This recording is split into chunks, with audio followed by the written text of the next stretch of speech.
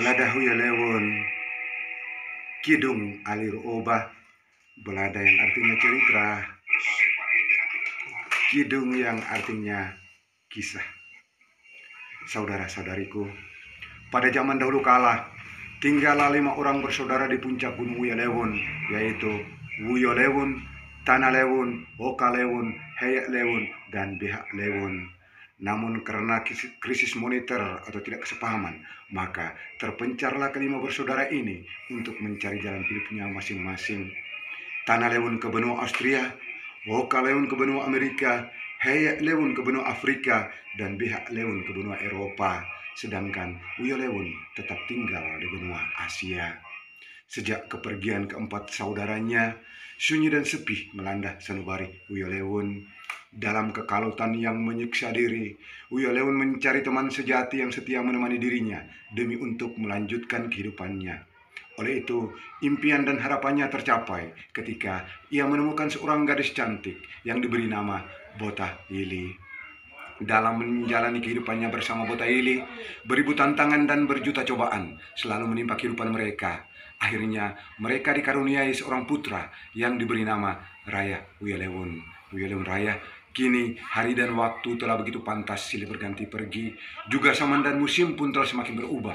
Sehingga dari kehidupan Pitang Raya, Pulau Pitang, Leang Pulau, Lama Leang tidak dapat diketahui. Karena pada zaman ini adat dan kepercayaan telah diterapkan agar kehidupan manusia bisa menjadi tentram dan damai. Tapi toh semuanya sia-sia belaka. Akhirnya Pulau Lama Leang lah yang menciptakan sejarah ini karena ia tidak setuju dengan keyakinan dan kepercayaan yang didukung oleh orang tuanya pada zaman itu.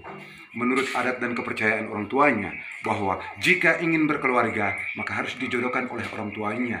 Namun pada zaman itu Pulau Lama Leang telah jatuh hati dengan seorang gadis cantik yang diberi nama Peni Muko Kuma.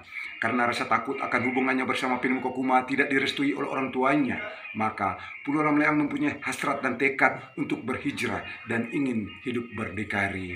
Oleh itu, ia menggandengkan Peni Muko Kuma lalu berhijrah meninggalkan orang tuanya. Disinilah sejarah Kampung Alir Obah tercipta. Dalam menyelusuri liku-liku perjalanan hidup dan ingin mencari ketenangan dan ketentraman kehidupan mereka, akhirnya Pulau Lama Leang dan Peni Muko Kuma menemui sebuah pohon yang amat rindang dan amat mulus batangnya. Maka mereka menetap di bawah pohon tersebut hingga sampai ke anak cucu. Pohon bahasa baku atau bahasa ibu orang Gedang biasanya disebut ai. Licin atau mulus, bahasa baku atau bahasa ibu orang Kedang biasanya disebut lor. Maka didirikan sebuah kampung yang bernama Ailor oleh Pulau Lama Leang dan Peni Muko Kuma.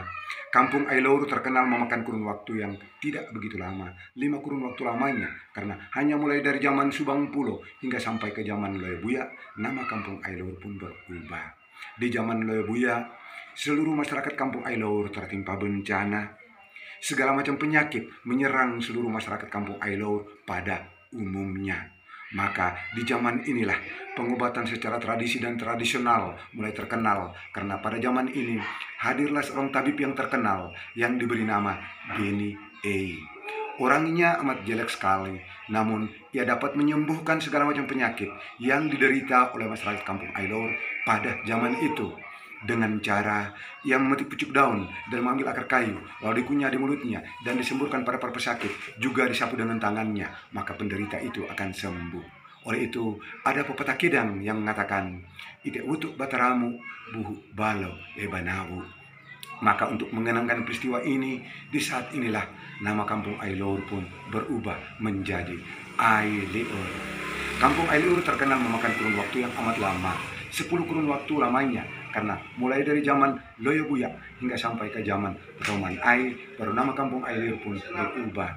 Di zaman Roman Ai, di saat masyarakat sedang melakukan suatu acara ritual adat atau kepercayaan mereka, tiba-tiba bencana kembali menimpa masyarakat kampung Ailor, yaitu hadirlah seekor gurita besar atau gurita raksasa di tengah-tengah kampung Ailor dan meragut beberapa mangsa.